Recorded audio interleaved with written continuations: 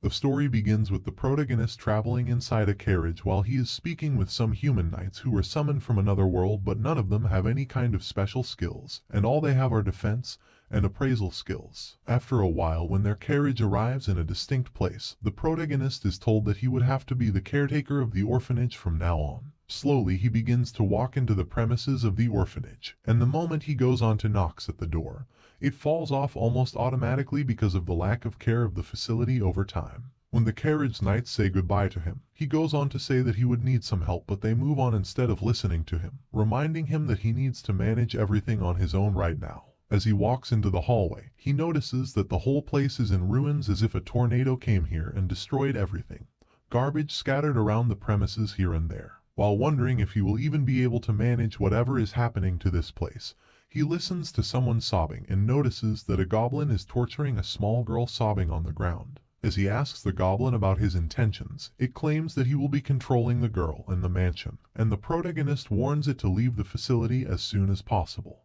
The goblin jumps into midair with the hope of annihilating the protagonist, and the protagonist ends up creating a shield around him to protect himself. As the shield breaks down, the monster charges at him once again, but he manages to knock the hell out of the goblin at one strike this time, which makes him wonder what is happening, as he was only supposed to have defense and appraisal skills, the only reason why he is in such a place without any kind of payment. The injured girl thanks him for helping her out, and even though the protagonist thinks that the goblin was in his way, she claims that she is happy even if she already died in this place. The girl suddenly passes out, and the moment the protagonist touches her, she starts to heal up as if he has some kind of healing skill in him. The girl is shocked to see that she is fine already, as if nothing has happened to him, and this whole time the protagonist keeps on wondering what is happening, as he wasn't supposed to cure diseases. As she begins to cry in happiness, he begins to pat her head to make her smile again, which makes her say that only a parent or master can touch her head, which makes the protagonist feel kind of reluctant once again.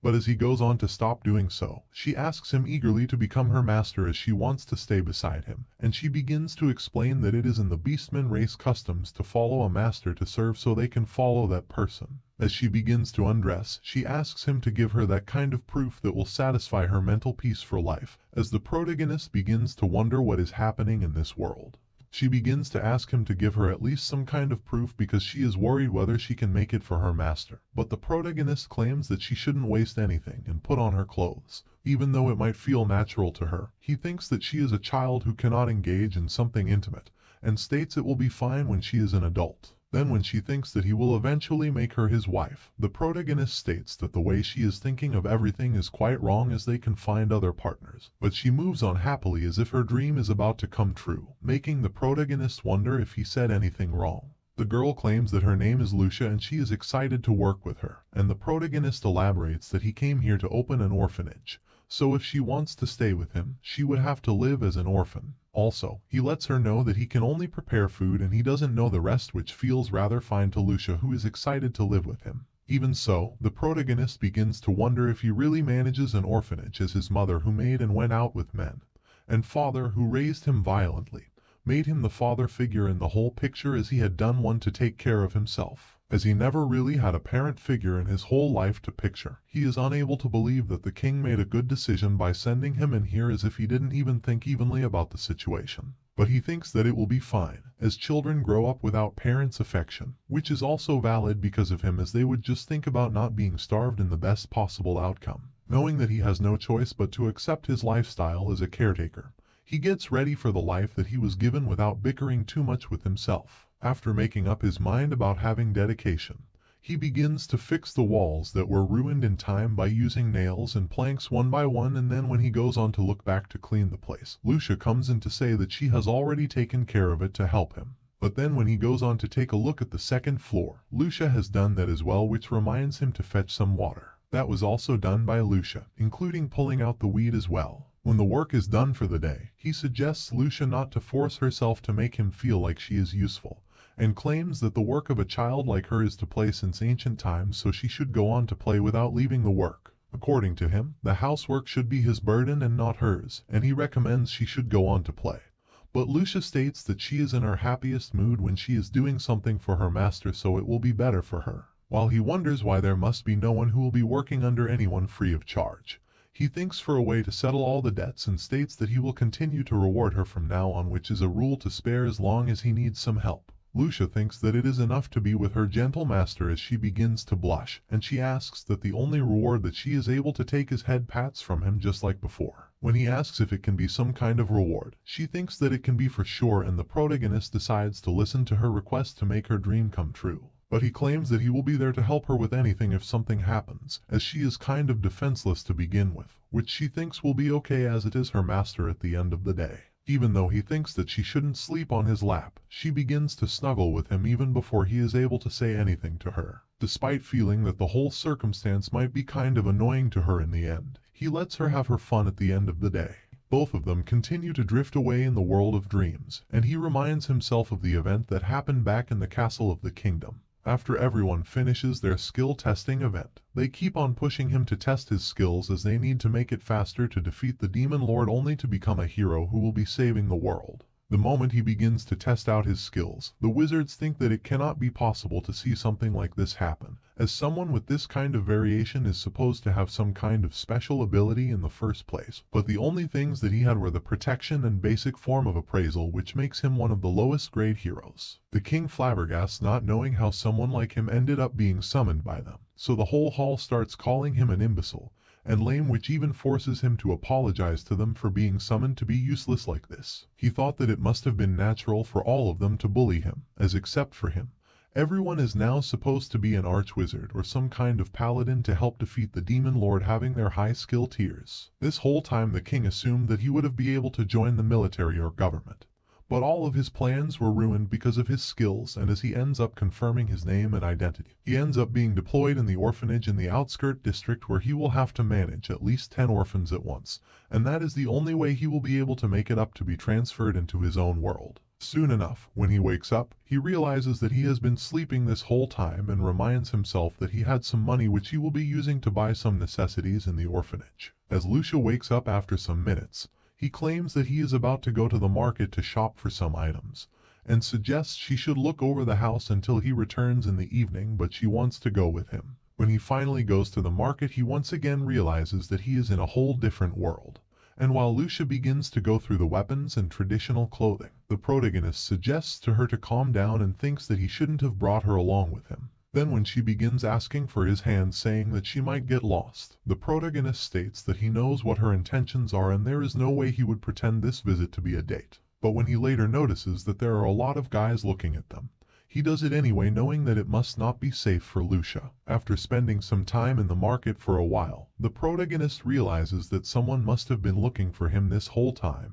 and Lucia suggests he should look at her, saying that she has received some fruits for free. She even asks him if something is wrong with him, as he is looking everywhere for a while. He claims that it is fine, so they move on their way. After a while, they notice that 2 guys are fighting with each other for some reason, and as he thinks of moving on with Lucia, he feels that they must be stupid. Then some huge guy comes at them, saying that he wants to have lunch with Lucia since she is quite cute, making the protagonist feel like he must have made a mistake after bringing her into the market. When he thinks that it is annoying, Lucia thinks that it must be quite amazing that everyone wants to hit on her master, and when he lets her know that he was talking about her the whole time, she gets nervous in an instant. Then when the guy keeps on making it a whole lot of drama, she begins hiding behind her, hoping that the protagonist will protect her till the end. When the protagonist claims that she needs to learn how to protect herself, the man says that they are hurting his feelings and asks the protagonist if he is about to take responsibility. As the guy claims that he needs to send her to drink for some time in the pub, the protagonist can't help but wonder why the man is even speaking with him at all, and as he keeps his mouth shut, he goes on to throw a slap on his face by lunging at him. But the protagonist instantly ends up forbidding him from doing so by crossing his hands in a flash moment, which makes him wonder why his body reacts on his own, while Lucia is flabbergasted after seeing him in action. He couldn't help but wonder how he managed to see his hands in slow motion, and as he kept on wondering, the man asked him to leave his hand and release him. But the protagonist states that the only way he is about to escape is by apologizing first, and keeps increasing the pressure on his hand to teach him a lesson. As the man begins to cry, the protagonist asks him to ask for forgiveness once again, providing the condition of staying away from them after this time. When the man makes sure that he accepts his loss, the protagonist claims that he will be letting him go this once but not all the time, which lets the protagonist and Lucia leave the area. But it seems that the man had an ulterior motive to think of, so when the guys fighting together end up taking out their swords, it somehow gets thrown in the direction of the protagonist. Just when the bald man is about to throw a punch in the protagonist's direction, the sword comes in that same instant, and the protagonist ends up shattering the sword, which shocks everyone including him. The way his hands are automatically working on his own keeps making him feel like something else is going on right now, and the crowd keeps on increasing after seeing him in action. But even though he keeps on running while holding Lucia's hand, he thinks that someone must have been watching him from afar. On the way, Lucia is rather impressed by seeing him in action, and even so, he thinks that he only did those things to protect himself and not her. But she still thinks that it was great for her, as he even took her on a date and protected her till the end, which makes him react in a harsh way. He claims that she must find someone in the future to do things that she loves, and until then she will have to wait. But no matter what he keeps on saying in her direction, she doesn't seem to even pay attention to any of her words, which remind him once again that he needs to go back and prepare his food. Then next day, when he finishes preparing the whole orphanage by fixing them by adding more planks on the broken areas, he once again feels like someone is watching him from afar. Even so, he couldn't help but wonder what kind of motivation that person might have in their life, as they must be just observing him for now on. After deciding that he needs to forget about the mysterious figure, he begins preparing to make something by taking out baking soda and oil, which makes Lucia curious, so she comes in to ask what he is about to do with them. As he explains that he couldn't find soap in the market, she begins to wonder what soap must be, which makes the protagonist feel like they must not have soap and detergent in this world, which only makes Lucia feel like it must be something special. When he realizes that they must not have something like this in this world, he explains soap as something magical that is used to remove dirt from clothing and body as well, which feels rather amazing to Lucia after hearing about it. As he thinks of beginning to make soap, she asks if she can help him out with that and promises that she will end up pleasing him with her skills. Both of them begin to heat the water to put some soda into it, only to mix it with some oil to wait for 30 minutes, which will end up creating soap as a result. Lucia is kind of amazed to see that she would have to cook something called soap, and after the mixed item cools down, he recommends she should watch over the materials as they will become hard after a while. When the soap finally solidifies, the protagonist helps her to use it to wash her hands, which makes her curious about it, so she begins to sniff the soap and then scrub her hands with it. Noticing that it must be hard for her to understand how to use the soap, he teaches her how to wash her hands properly, which ends up amazing her because of the bubbly contents of the soap. For some reason, she mistakenly ends up throwing the soap on the floor by wetting her whole body, and the protagonist suggests she should change her clothing to come back after some time in the kitchen to cook. As she notices that the protagonist doesn't get mad at her, she thinks that he must be a kind person not to get mad at her, while wondering what is even happening at that time in the kitchen. After changing her clothes, Lucia comes back into the kitchen to ask him if he is about to make some soap once again, and he claims that he is about to make some pancakes because he still has some soda in his grasp. Then when she doesn't understand what pancakes have to do with soda, he asks her what she thinks of when someone mentions the word soda. After thinking for a while, she remembers that the only thing that she could think of is some dirty laundry and floors when she thinks of the item, which sounds rather common to him, as almost a huge percentage of the population didn't know in his world about the same thing as well. Then as he begins using his hands to mix all of the items to bake the pancakes, she keeps on watching him work to learn about it thoroughly, and she even helps him to do so until the batter gets thick. She thinks that they must have been trying to make some fresh cream after seeing it, but he helps her to distinguish the difference between cream and dough, which makes her feel like he must be quite wise to begin with. Even though she thinks that he must be some scholar who came from another world, he claims that he is nothing like them, and after seeing him upset, she expects that he might be trying to harm her. But he teaches her otherwise. Then when he explains his duty once again, she thinks that he must be making the pancakes for himself, only to learn that he is cooking her portion as well, as he doesn't like much of sweet things. But she starts shrieking only to ask him why he has been doing all of these things for her, only to raise some slave girl like her, as if the gods are going to punish her right now. Then when he begins touching her ears, she ends up crying in happiness, making him realize that he is in control the whole time. He makes her realize that no matter what others do, all she has to do in his orphanage is to act thankful for the meals that he is giving her and follow his orders without making any kind of complaint. As he gets busy preparing the food once again, he asks her to bring a plate for her, and he serves her portion on her plate, which makes her feel rather guilty. But he thinks that he is not about to force her while pouring some honey on her plate, adding that he is about to throw away the food if she doesn't eat it in an instant. As she finally takes a bite, she gets rather amazed and expresses her thankfulness for serving her something like this. Even though he feels like she might be exaggerating, she claims that he looks like a professional chef, adding that everything that he cooks is delicious. When he realizes that she must like them too well, he claims that he can prepare the same thing for her once again the next day, which makes her feel like she must be dreaming right now, reminding him that it must be quite amazing to be praised by someone in the first time of his life. The next day the protagonist looks rather unusual while sitting alone with a wood plank. Lucia comes in to ask him if he is alright, as he looks rather remorseful all alone.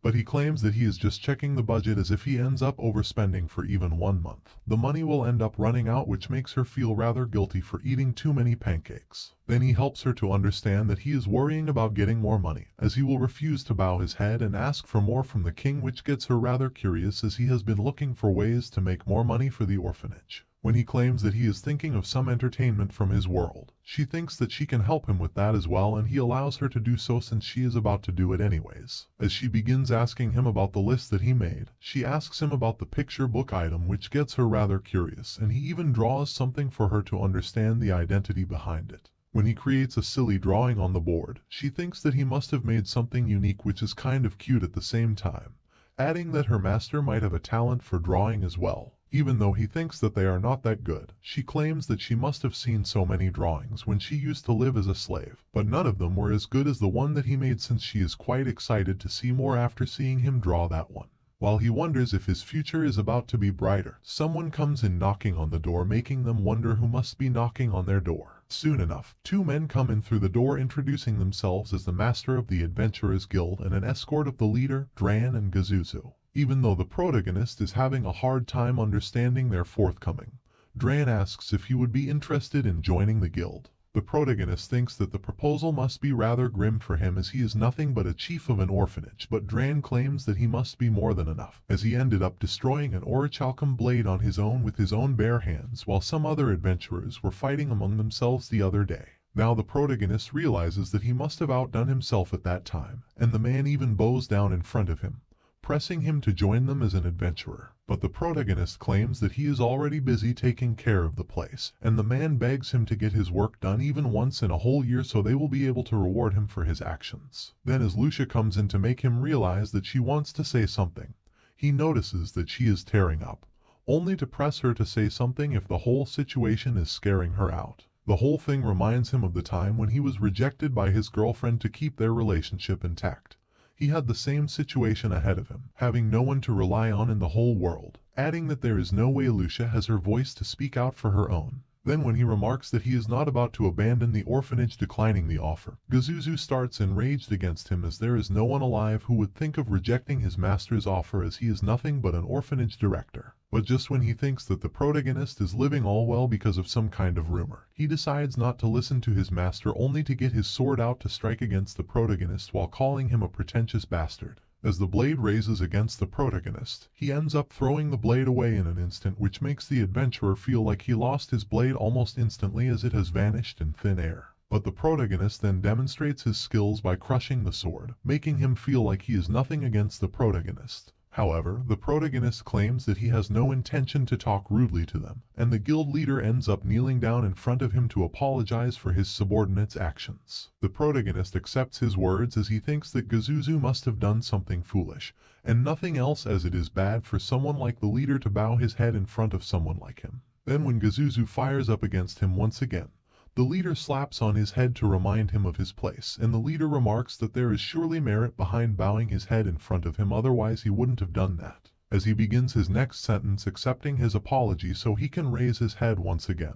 the man keeps requesting him, even more, to join his guild, as there is a serious need for someone like him in the first place. When the protagonist asks him about the man's need in this regard, he claims that the kingdom of Bok and their neighbor have been preparing for war, and they even ended up attacking the forest of the elves to burn it down, which began a war against the demonic begins, which is getting severe after time passes. Realizing that the man is bargaining for something serious in this matter, he knows that things can get complicated for sure, so he asks for some time to decide about the matter, as he is still prioritizing the matter of the orphanage before anything. Even before the protagonist could ever say anything, the man ends up leaving some funds in his hands for his subordinate, causing him the trouble that he caused. The protagonist realizes that the man is just asking him to help him for his own benefit. And Lucia is kind of nervous after seeing such an amount of money, which feels like nothing but putting on leash on the protagonist. All of a sudden, some elf girl comes in saying that she has already seen him in his actions this whole time, so she will be using him for his plans from now on.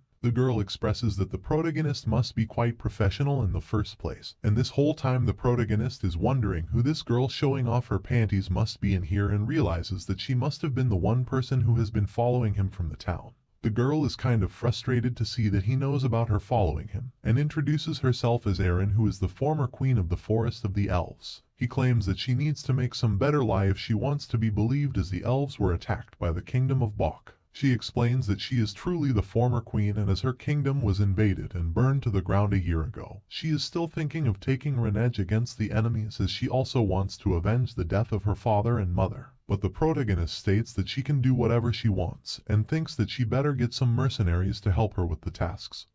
But he is not about to help her in any way. When she realizes that he is not about to listen to him that easily, she asks if she is able to stay in the orphanage, as she doesn't have anyone to rely on, and thinks that it will be wise to stay with the protagonist instead of hiring someone to help her. When he realizes that she surely even knows his name, he thinks that he must have really stood out that time in the town, and refuses her offer to be in the orphanage, as he is allowed to make this decision. Just when he is about to move on to close the door on her face, she thinks that her next trick is about to convince him, and begins undressing her clothes to show off in front of him. She even explains that as she is a virgin, he will be allowed to do anything with her, as she is the princess of the elven tribes, knowing that she can be sold for 100 million coins if she is put on sale. But instead of listening to her, he begins carrying her inside the orphanage to throw her on the ground, as he begins fetching some clothes for her. Just when she thinks that he must have been the violent type to have fun with girls, he ends up carrying some clothes for her so she can dress up, to remind her to have some consciousness not to unclothe herself ever again so quickly. Then when the situation calms down, the protagonist starts acting up, as he is concerned that something bad must have happened if she was noticed by someone else, as there is no way he would get excited after seeing some kid like her.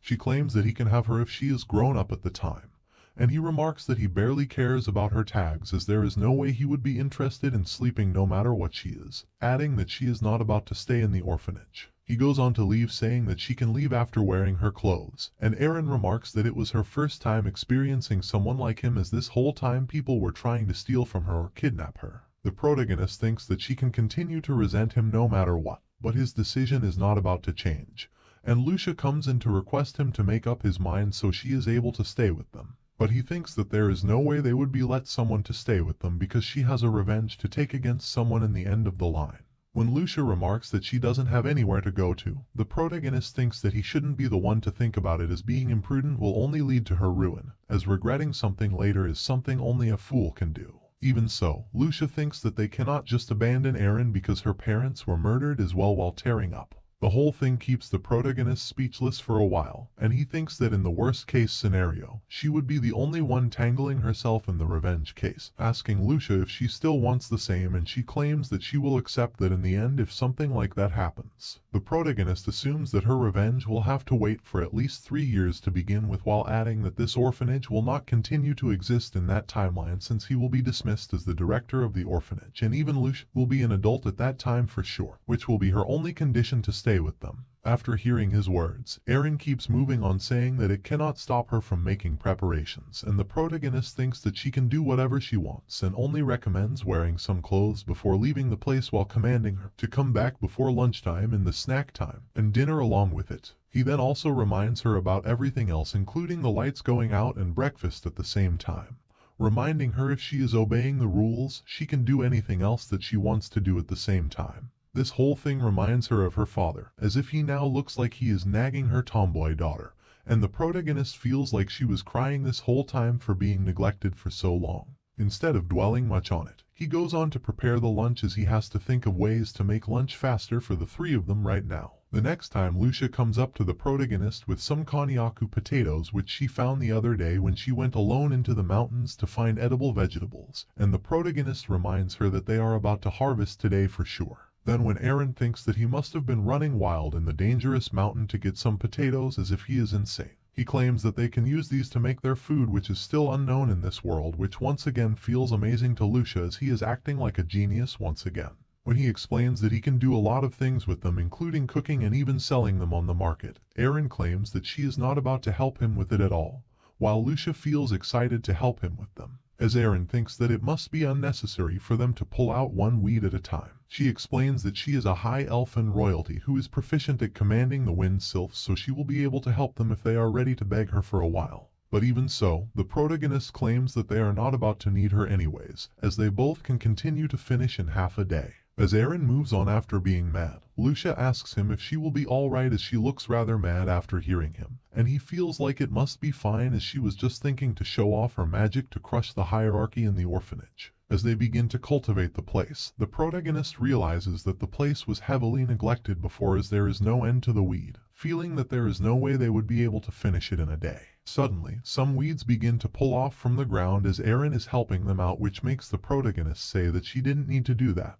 but allows her to do so, saying that she was truly helpful. She claims that she just wanted to test out her magic and didn't think of helping them, so the protagonist suggests she should move on, which creates another haggling confrontation between both of them. When lunchtime is over, Lucia asks the protagonist if he is about to continue his farm work, and he thinks that it will be enough for the day since they need to think of planting the seed. Even though he points out some things to do in front of them, Eren reminds them not to water the plants every day, which will begin to rot the roots of the trees, which ends up making the protagonist feel like he needs to praise her for having so much knowledge. When Eren begins insulting him, the protagonist wonders what her problems might be and assumes that she might want to steal the method for producing the potatoes to get funds for her revenge, and promises that there is no way she would be able to outsmart him. Then as she begins following him, he thinks that he is right, and he asks Lucia to be careful about the potatoes, which makes Eren feel like the protagonist must be rather kind to Lucia. While ignoring her, he asks Lucia to peel off the buds from the potatoes, as he needs to take care of something else. Noticing that Eren is still following him, he thinks that she is targeting the production method, and she instantly begins asking her questions about the things that he is using right now. Even after asking for multiple times, the protagonist continues to ignore her, which forces her to cry out, saying that he just wants to bully her at the end of the day, and runs out crying from the room. The fact of bullying makes him feel like something surprising might have happened, and wonders where she might have gone, as she must have been thinking about something other than the production method. As he is unable to fathom the whole situation, Lucia asks him to go after her, only to elaborate that he is worried about Eren, but he thinks that it will be kind of impossible for him to do so. But the moment Lucia claims that she must have run away from home, he starts running after Eren, as he already knows how it feels to run away from home. At the time when he left home, his parents didn't even care about any of it and assumed that someone wouldn't want to go back home if no one went after him. Even though he thinks that he doesn't care for her, he thinks that he wants to feed her after all, and keeps on running to look for her. After running for a while, he arrives in a place where he sees a man and a woman conversing with each other, and as the man is holding Eren's band in his hand, he starts asking what he has done to Eren. When Eren is out of the orphanage, she begins to wander around the forest on her own, and she thinks that she will be back to living on the road once again, and begins to think that the protagonist must be quite stupid to begin with. As she keeps on walking on her own, she begins to hear that someone is following her, and even before she is about to respond to the sounds, someone ends up knocking her out by throwing a strike at her. Now in the present time, the protagonist is confronting the man handling her bands, and when he asks him about Eren,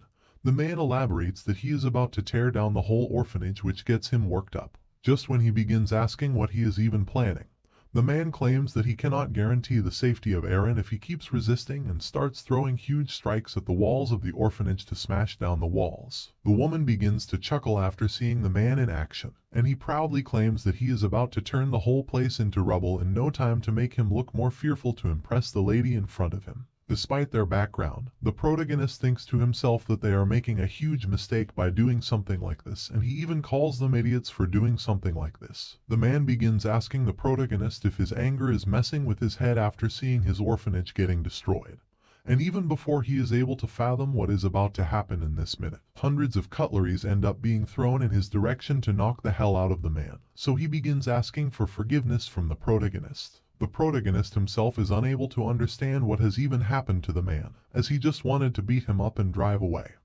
And the injured intruder begins to threaten him despite his injured state. Then as the woman begins to shout, the man asks her to get the hell out of the place, which hurts her feelings, as she is no one but the #1 prostitute in the country. When he begins putting dirt on her name, she even goes on to show off her body to explain her traits for having the tag of being the #1 prostitute in the country. The whole show makes the protagonist feel like everyone in the country wants to buy him but not the king. He is the only exception. As the woman keeps on bragging about her beauty and body, Lucia enters the room to check up on him if he is hurt or something, as she could hear the cutleries being thrown in the room. Then when she notices Lucia, he reminds her that she is nothing but an ordinary woman to him, and asks her if she is forgetting what can happen if she even thinks of wronging him, which reminds her that she needs to pick up the trash and move on from here. When the woman begins to run away after being picked by some bees, Lucia is astonished after seeing her running state and asks the protagonist where Erin must be. The protagonist explains that she was kidnapped by the injured guy's friends,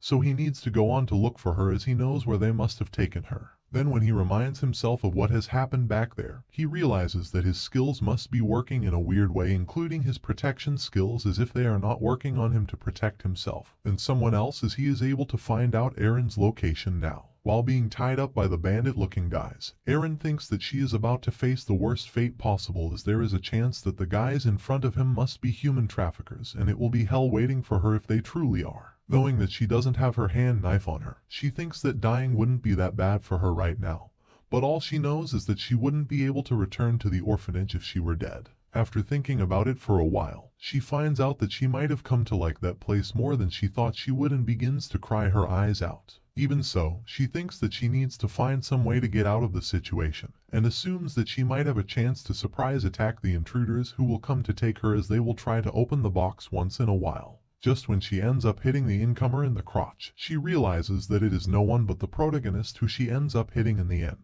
As all of the bandits are now knocked out cold, she tries to explain that she wasn't intending to knock him out, and he starts walking away, assuming that she doesn't want him to help her. She realizes that she made a mistake by doing something like that, as he deserved a thanks, but she ended up tackling him in the end. But at that moment, the protagonist says sorry to her, adding that he is quite proud of her to see that she even went on to fight her kidnappers, claiming that even he wasn't as brave as her. As he begins to unlock her ties, she asks if he would have been sad if she was dead, and he claims that the dining table would seem like everyone was still sitting there, as he wouldn't be able to think that she was dead, even if she didn't show up. When she finally realizes that she thought of the same thing, and the protagonist gets his hand close to her, saying that they should go back to the orphanage, as he would surely be sad without her. As she holds his hand, she feels like he must be some kind of knight shining in his armor, and when she feels like she is unable to stand on her own, he starts carrying her in his arms, even though she feels that he must be wanting to leave. From that moment onwards, she feels rather comfortable but uncomfortable in a weird way, which keeps making her react, and she thinks that he would be able to hear her heartbeat in that way. Then as she holds on to him, he rushes in the direction of the orphanage, while Lucia is still worrying about them back home. But she keeps on believing that they will come back fine, as her master tells her that they will be fine, and they finally come back by greeting her. The moment she notices both of them together, she feels that the air smells rather funny, as she wasn't expecting something like this to happen. While the protagonist moves on, Lucia thinks of having a chat with her, which gets her so nervous that she feels like she is about to piss herself in a moment. The next day begins with the protagonist and all of them opening their first stall in the middle of the market, and Erin once again says that she is not about to help the protagonist arrange everything. Just when she finishes acting like a spoiled brat, Erin has all of her questions in her head, wondering if the protagonist is about to ask her about it right now, and it makes Lucia smile on her own, as she knows what Erin must be thinking. After laying down all of the food in front of the market, he begins putting some konjac balls ahead of everything and claims that he is about to use them as a food sample for them. When Erin thinks that he must mean lunch, he elaborates that he is giving them away to attract the customers, so they are able to taste the food even before buying it. As they think that they are only about to lose money, the protagonist realizes that they must not have something like this in their world, and as he realizes that it might be too hard for them to understand, he thinks that they just need to put on everything for the show and continue to wait. Then when they continue to watch through the boards he made, Erin is surprised to see that, and she gets excited after hearing something like that, as if the people are missing out on some kind of scarce chance. Realizing that the protagonist has praised Erin indirectly, she begins to blush over the fact, which reminds him that he is not here to teach them but to open a store instead, so they should hurry up. As soon as the shop opens, both Erin and Lucia begin to help them out, and all of the market people continue to wonder what konjac really is and why they must be selling something like that. They assume that they must be selling roadside stones judging by the look of the food, and Lucia gets really disheartened after seeing this happen. She is sad that the food they are selling is rather tasty, but no one wants to try it out, and when she goes on to ask an old man if he wants to taste it, he says that it looks rather unappetizing,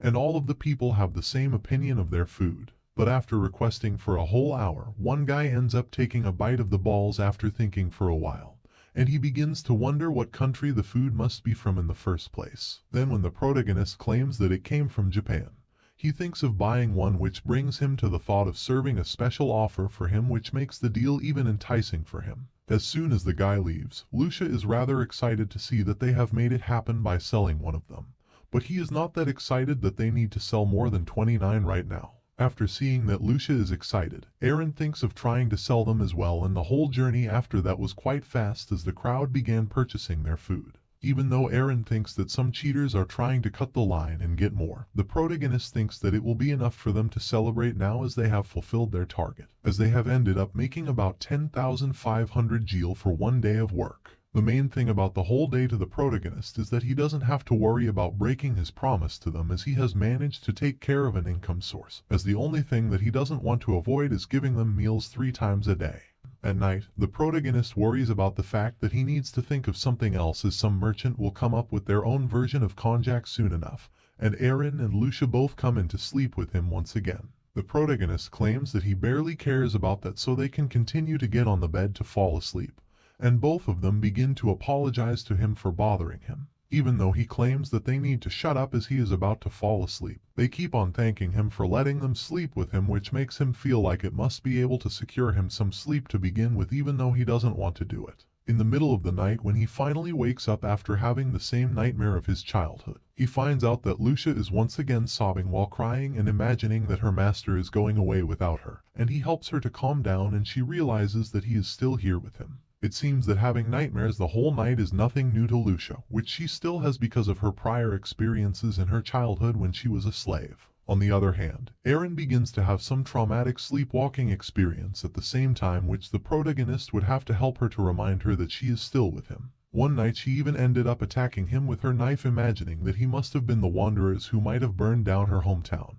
and he is glad that the person was him and not Lucia. As she falls asleep, he thinks that they must be rather pitiful, as they do not think about other people's circumstances. He also had some traumatic experiences living with his parents. Now he wakes up every night after hearing something, as if something violent is about to happen to him. Also, it is a fact that he cannot really sleep for Lucia crying every night, and thinks that it will be fine if they are able to overcome their trauma by sleeping with him. While they fall asleep, he begins to wonder what they would want to do to repay his favors for them after their wounds heal, and it feels to him that it would be rather annoying for someone to stop something in the middle, so he thinks that he would put up with them till the end anyways. The next morning, they all begin to look after the vegetables they are growing, and the protagonist seemingly better, realizing that they might be able to manage the income source stable for a while. Then when he realizes that he is out of water to get on the plants, he asks Aaron for help, which makes her very happy, and the protagonist thinks that it would have been pretty helpful if the well wasn't dry. But to check up on the deepness of the well,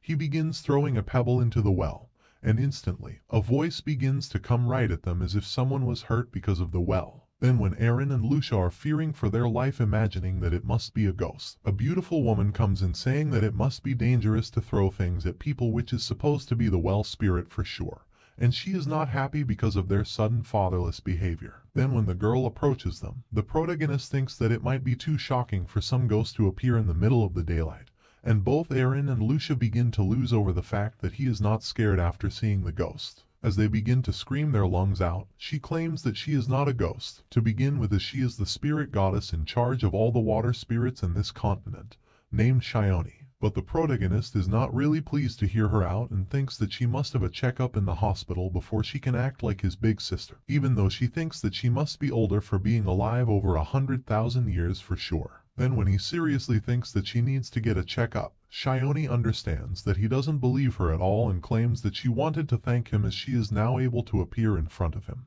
Then when Lucia asks her reasons to thank him, she claims that he is the one who purified the corruption of the plot of the land, and she was finally able to wake after 1,000 years of being sealed, and asks the protagonist if he is some kind of god or something similar. Then as he begins to move on with the others, he thinks that she must be really some weird woman. She claims that she wanted to thank him, and she thinks that she will be able to choose him as her partner for her entire life in that case, which she is allowed to do so. As she claims that she wants to marry him, the protagonist cold-heatedly explains that she is not his type, so she can leave as he needs to take care of kids here. Even though he is able to become a god after being married to her, he avoids the direction. And he is not even interested in immortality as well. Shione begins to cry and claims that she will be able to make the well usable once again, so he won't have to go to town anymore. And the idea of him not hating her makes her feel like she is about to blow up in happiness right now. Then when she begins to cling to him, Lucia thinks of having a chat with Shione, and both Lucia and Aaron begin to carry her, only to remind the protagonist that women with huge chests aren't that impressive, as even in a few years, she is about to have the same as her. But in the end, the protagonist doesn't understand what she was even trying to say to him in the first place,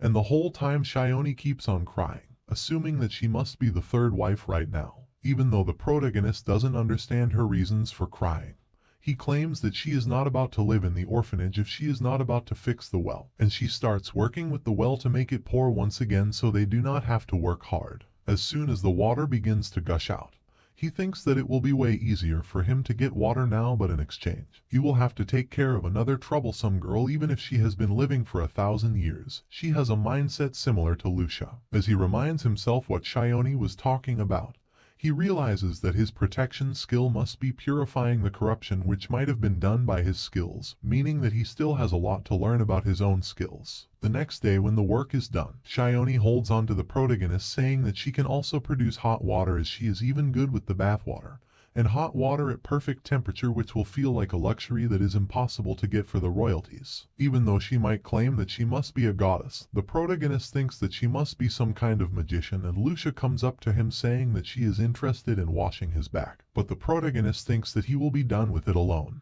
When Aaron gets into the conversation, Shione thinks that it will be better if they all get into it at once. When the protagonist begins to break the circle, Lucia starts explaining the situation, that he will need them to wash his back, as there is no way they would be able to make it happen if they do not get together. As he thinks that he will be fine washing his own back, she explains that they are quite small, so they will need each other, even though the protagonist thinks that it will be fine if they take turns in doing so. As they once again explain that there is a risk of them getting cold in the middle, Shione pushes all of them at once to take them into the bath, so the protagonist cannot say no to them once again and change his mind. When they finally enter the bath, they are presented with a huge hot spring, and all of them begin relaxing in it. All of them continue to get closer to the protagonist as they roll around to wash each other's back. At the moment when the protagonist begins washing Aaron's back, she berates her about it, and when he finally praises her, she ends up standing naked in front of him in awe, and he keeps on teasing her once again. Then when Shione begins clinging onto him, he ends up calling a cow, which makes her feel like he is being rude to her. The protagonist thinks for a while and asks Shione if she will be able to make some kind of waterfall.